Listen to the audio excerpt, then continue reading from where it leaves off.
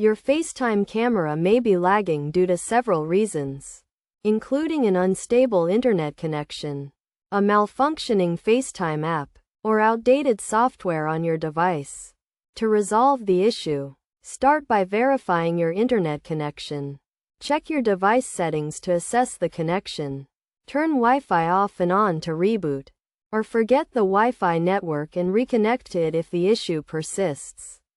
If the problem continues, try connecting to cellular data instead of Wi-Fi.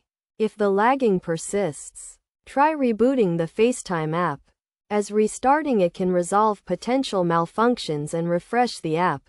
To do this, locate the FaceTime app, swipe it up to close it, wait a few seconds, and then reopen it. If the issue still exists, it may be due to outdated software, which can cause lagging due to bugs.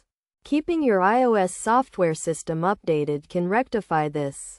Go to the Settings tab, press the General button, hit the Software Update button, and install any available updates.